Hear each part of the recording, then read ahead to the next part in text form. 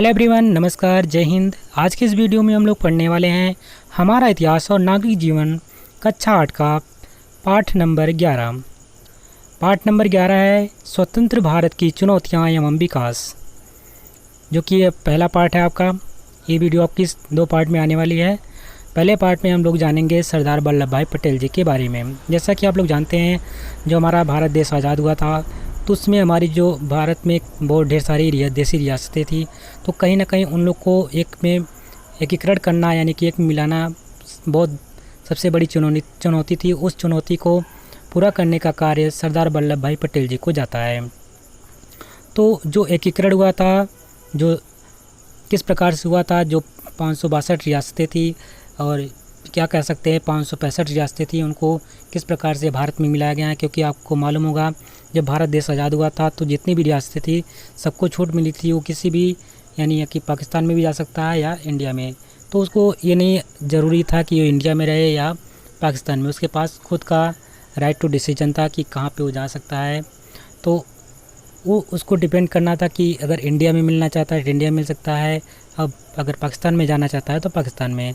तो कुछ ऐसे रियासतें थी जिनको पाकिस्तान अपनी तरफ करना चाह रहा था, जैसे कि हैदराबाद, आपका जूनागढ़ था। ये सब कहीं ना कहीं पाकिस्तान से मिलने की बात इनकी चल रही थी, लेकिन बहुत कोशिशों के बाद सरदार वल्लभ भाई पटेल ने इन रियासतों को भी भारत में मिला लिया। तो इन सब का किस प्रकार से एकीकरण हुआ, इसके बारे में हम लोग पहले पार्ट में जानेंगे। अगर आपको ज़्यादा डिटेल जानकारी लेनी है तो इसका एक वीडियो, इनका सरदार वल्लभ भाई पटेल, यानी जो भारत देश आज़ाद हुआ था उसके उसके बाद से जितने भी प्रधानमंत्री का एक सीरीज़ यहाँ पे आपको प्लेलिस्ट में मिल जाएगी, जो कि प्रधानमंत्री सीरीज़ के नाम से प्लेलिस्ट बना है। आप जा कर के प्लेलिस्ट में उसको देख सकते हैं और उनके पूरे एक वीडियो के माध्यम से आपको वहाँ पे पूरे अच्छे से समझाया गया है। आप उसको समझ सकते हैं किस प्रकार से 565 रियासतों का भारत में विलय हुआ था। तो आइए वीडियो की शुरुआत करते हैं, जानते हैं सरदार वल्लभ भाई पटेल जी के बारे में। और एक बात ये भी जान लीजिए, जो भारत की सबसे लंबी मूर्ति यानी सबसे ऊंची मूर्ति है वो सरदार वल्लभ भाई पटेल जी का है, जिसका नाम है स्टैचू ऑफ यूनिटी।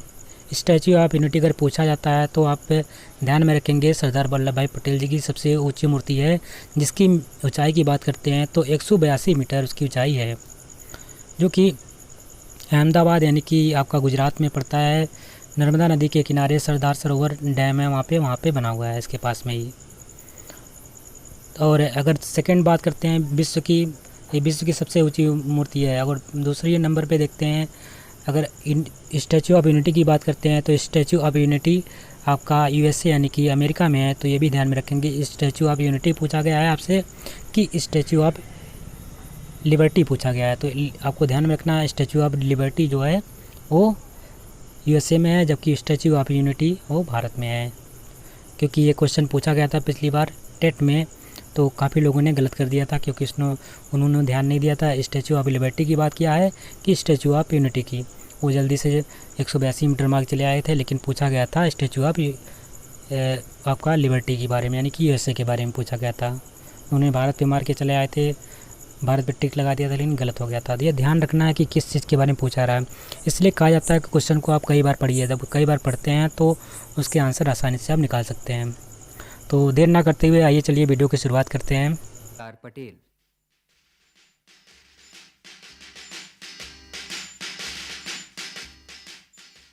मैं कम बोलने वाला आदमी। क्यों मैं कम बोलता हूँ? एक सूत्र है कि जो मैंने सीख लिया है कि मौनम मूर्खस्य भूषणम। ज्यादा बोलना अच्छा नहीं, वो विद्वानों का काम है। लेकिन जो हम बोले उसी के पर हम न चल सके तो हमारा बोलना नुकसानकारी है। इसलिए भी मैं कम बोलता।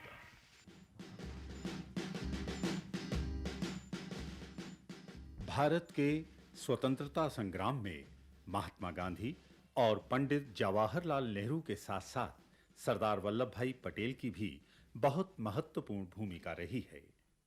महात्मा गांधी ने हमें स्वतंत्रता दिलाई, पंडित नेहरू ने भारत के नव निर्माण की नींव रखी, तो सरदार पटेल ने 500 से भी अधिक देशी रियासतों को भारतीय संघ में मिलाकर उसे एक स्वतंत्र, एकीकृत और अखंड राष्ट्र की पहचान दी।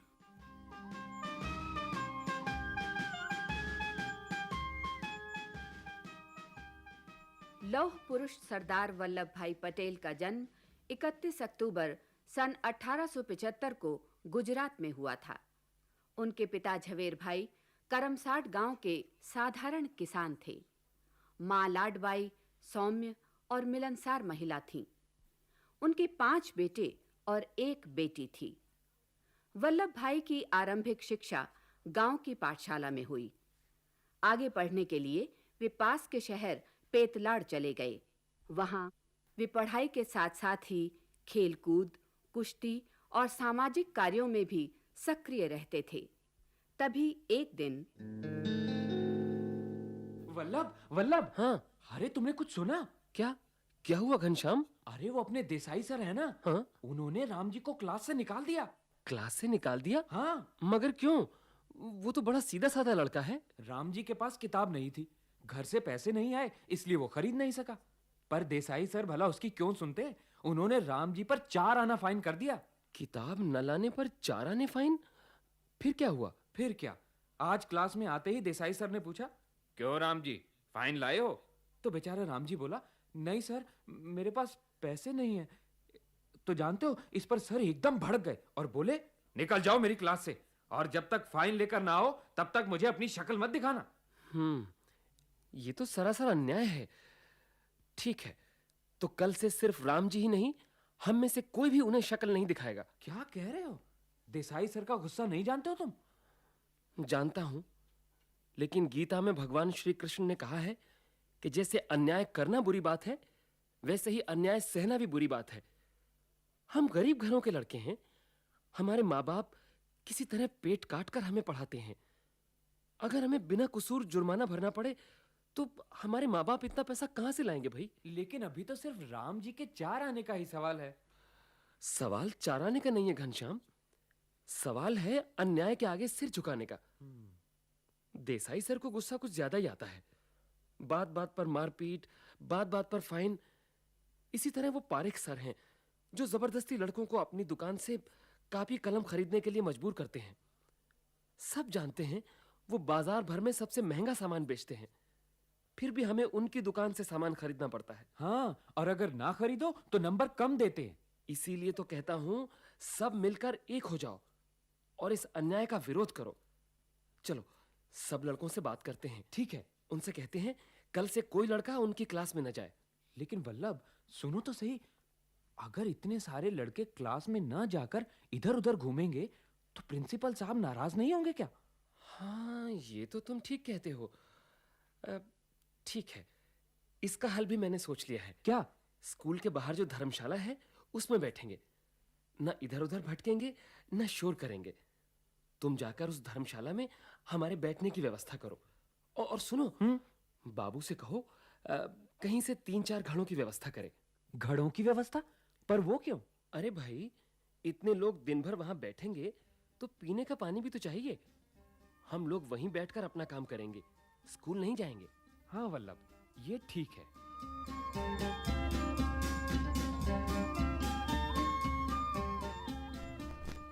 वल्लभ भाई की ये पहली हड़ताल सफल रही। 3 दिन तक सिर्फ उनकी कक्षा के ही नहीं, बल्कि पूरे स्कूल के विद्यार्थियों ने अपनी अपनी कक्षाओं का बहिष्कार किया। आखिर प्रिंसिपल साहब ने अपने सहयोगियों की ओर से क्षमा मांगी और आश्वासन दिया कि फिर कभी किसी छात्र को बिना अपराध सजा नहीं दी जाएगी।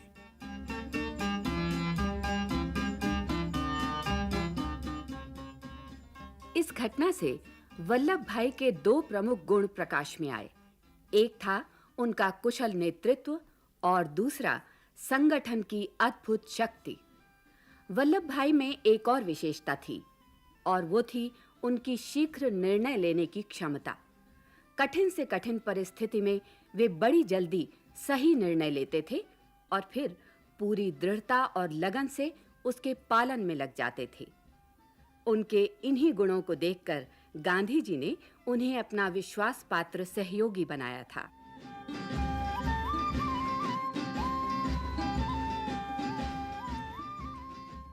मैट्रिक करने के बाद वल्लभ भाई ने डिस्ट्रिक्ट लीडर की परीक्षा पास कर गोध्रा में वकालत शुरू की।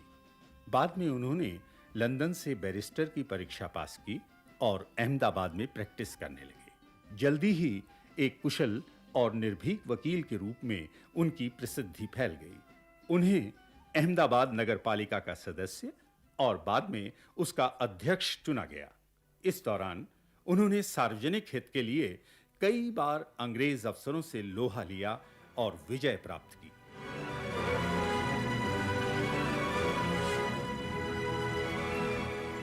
ऐसी ही एक घटना थी नागपुर के झंडा सत्याग्रह की। ये क्या दिनेश भाई, आज फिर झंडा लेकर जुलूस निकालने का इरादा है क्या? हाँ भाई, इरादा तो पक्का है। पर सुना है कल सिविल लाइंस वाले जुलूस में काफी लोग गिरफ्तार हो गए। हाँ, काफी स्वयंसेवकों ने गिरफ्तारी दी और जानते हैं उनमें करोड़पति सेठ जमनालाल बजाज भी थे। अच्छा, सेठ जमनालाल को भी नहीं छोड़ा? तो फिर अब जुलूस का नेतृत्व कौन करेगा? सेठ जमनालाल की गिरफ्तारी की खबर सुनकर अहमदाबाद से वल्लभ भाई पटेल आ रहे हैं। वही खेड़ा सत्याग्रह वाले, बड़े जीवट वाले व्यक्ति हैं। अब वही इस झंडा सत्याग्रह की बागडोर संभालेंगे। ये लो, वो आ ही गए। क्यों दिनेश भाई, कैसे हो? यहाँ का क्या समाचार है? जी मैं अच्छी तरह हूँ, पर आप यात्रा से आए हैं, थके होंगे, कुछ देर आराम कर लीजिए, बाकी बातें कल होंगी। नहीं भाई, मैं किसान का लड़का हूँ, आज का काम कल पर नहीं छोड़ता। तुम पहले यहाँ का हाल सुनाओ। यहाँ का हाल ठीक नहीं है। सच्ची बात तो यह है कि सेठ जमनालाल की गिरफ्तारी से बहुत से लोगों की हिम्मत टूट गई है। सबसे पहले तो हमें स्वयं सेवकों की आवश्यकता है। मेरा भी यही ख्याल है, पर नागपुर में इतने स्वयंसेवक मिलने कठिन है। ऐसा करें कि सभी प्रांतों के कांग्रेस अध्यक्षों को मेरी ओर से पत्र लिखवाएं जी, और उनसे अनुरोध करें कि अधिक से अधिक स्वयंसेवक यहां भेजने की व्यवस्था करें। उससे क्या होगा? भाई, अंग्रेज सरकार हमें झंडा लेकर चलने नहीं देगी, पकड़कर जेल में डाल देगी। अगले दिन फिर झंडा लेकर जुलूस निकालने के लिए और स्वयंसेवक चाहिए या नहीं? हाँ। ऐसा प्रबंध करना है कि हर रोज कम से कम 50 लोग जुलूस निकालें और गिरफ्तारी दें। देखना है अंग्रेज सरकार की जेल में कितनी जगह है।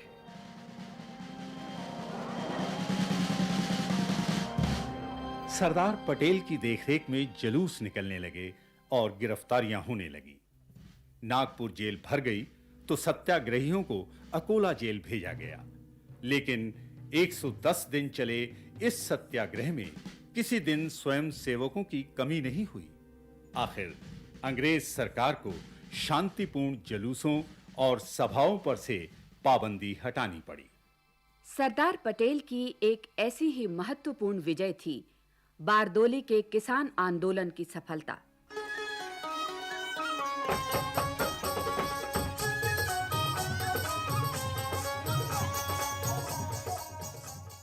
उनकी इसी सफलता पर गांधी जी ने उन्हें सरदार की उपाधि दी थी। हुआ यूं कि सरकार ने बारदोली जिले के किसानों पर लगने वाले कर में एकदम से 22% की वृद्धि कर दी। गरीब किसानों के लिए इतना कर देना संभव नहीं था। सरदार पटेल ने पहले किसानों की ओर से सरकार से अपील की, लेकिन उसका कोई फायदा नहीं हुआ। तब उन्होंने सत्याग्रह का शंख फूंक दिया। उन्होंने गांव-गांव, घर-घर में जाकर किसानों से कहा कि वे बिल्कुल टैक्स न दें।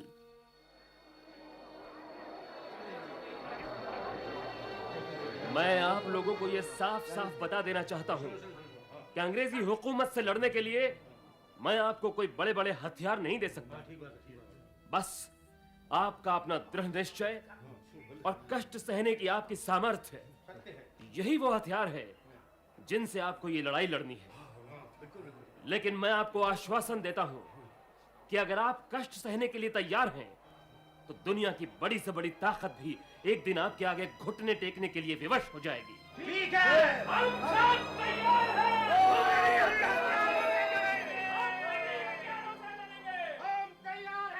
भाइयों, मैं जानता हूं कि आप में से कुछ लोग डरते हैं कि उनकी जमीनें छिन जाएंगी। लेकिन एक बात तो बताइए, क्या अंग्रेज सरकार अपने साथ यह जमीन विलायत ले जाएगी? नहीं! अंग्रेज सरकार के ये आला अफसर क्या खुद आपकी जमीन जोतेंगे? नहीं! तो फिर आप लोग किस लिए डरते हैं? सरकार आपकी जमीन छीनकर दूसरों को दे देगी। अगर आपकी एकता में बल है तो कोई दूसरा आपकी जमीन पर हल नहीं चला सकेगा। सारे गुजरात के किसान आपका साथ देंगे, सारे देश के किसान आपका साथ देंगे। अरे किसान के लिए कष्ट सहना कोई नई बात है क्या? जाड़े, गर्मी, बरसात में कौन खून पसीना एक करके फसल उगाता है? कीड़े मकोड़ों, सांप बिच्छुओं की परवाह न करके कौन उन फसलों की रखवाली करता है? अंग्रेज सरकार भला इन कष्टों से बढ़कर और क्या कष्ट दे सकती है? आप एक बार इन कष्टों को हंसकर सहने का निश्चय कर लीजिए। आपकी जीत निश्चित है। ठीक है, हम सब तैयार हैं।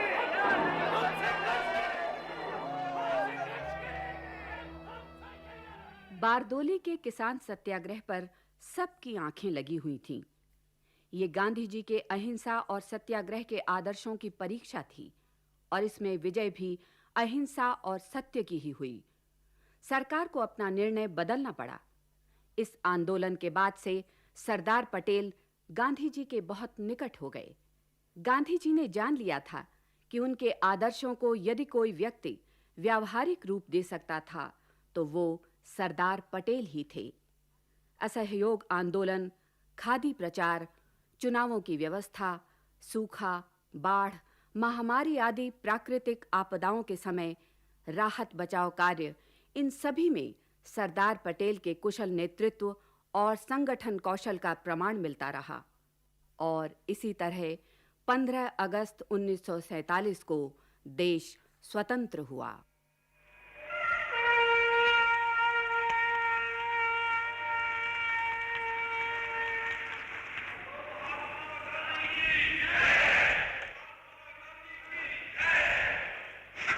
जब हिंदवासियों ने त्याग और तप से स्वतंत्रता हासिल कर ली है। स्वतंत्रता से पहले देश में लगभग 550 छोटी बड़ी रियासतें थीं। इन रियासतों को ये अधिकार दिया गया था कि वे चाहें तो अपनी स्वतंत्र सत्ता बनाए रख सकती हैं या फिर भारत या पाकिस्तान में से किसी एक का हिस्सा बन सकती हैं। पाकिस्तान की ये कोशिश थी कि भारत के अंदर की कुछ रियासतें पाकिस्तान में विलय स्वीकार कर लें, लेकिन सरदार पटेल की कुशल राजनीति के फलस्वरूप उसका ये स्वप्न पूरा नहीं हो सका और 15 अगस्त 1947 के पहले ही लगभग सभी रियासतों ने भारत में विलय स्वीकार कर लिया।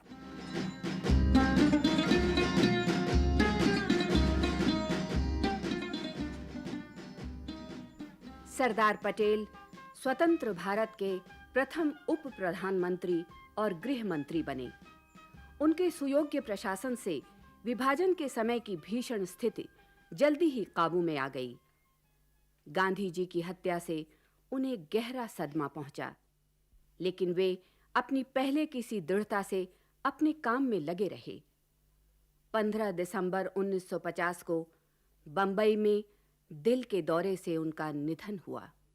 1991 में उन्हें राष्ट्र के सर्वोच्च सम्मान भारत रत्न से अलंकृत किया गया। यही कृतज्ञ राष्ट्र की इस लौह पुरुष के लिए श्रद्धांजलि है।